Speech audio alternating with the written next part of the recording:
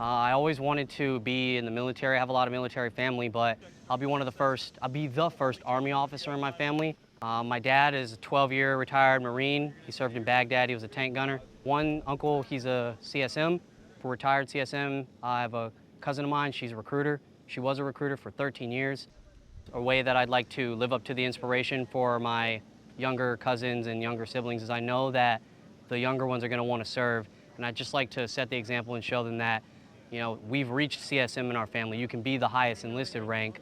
Well, let me show you that you can also do it on the officer side. It's all possible. You just have to put the effort in, and if I can do it, anybody can do it. CCC is familiar to me.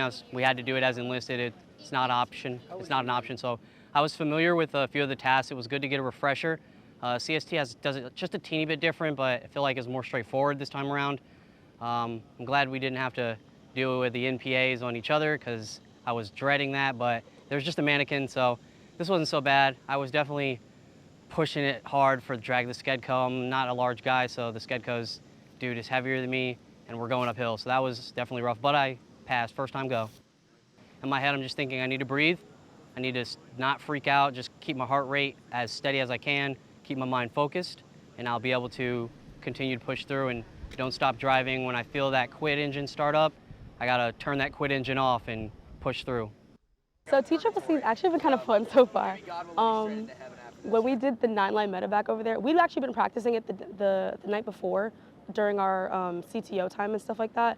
It was actually pretty fun. It went faster than I expected, but I think I did pretty good. I had practiced like a few times with my grader before actually going through with it, and it was kind of cool like going through the sequence in real time. So I would like to branch med services. I'm still looking into other things right now, and I'm really looking forward to branch day to speak to people who are in the services. But right now, my top, I would like to do med services to get into psychology.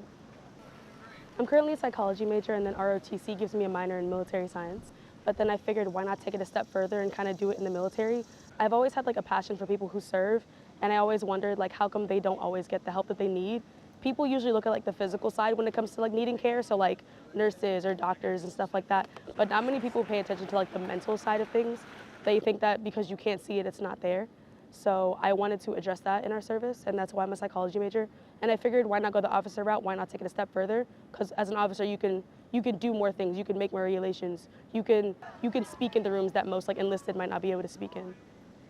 But truly, I kind of feel as if like God called me into this line of work.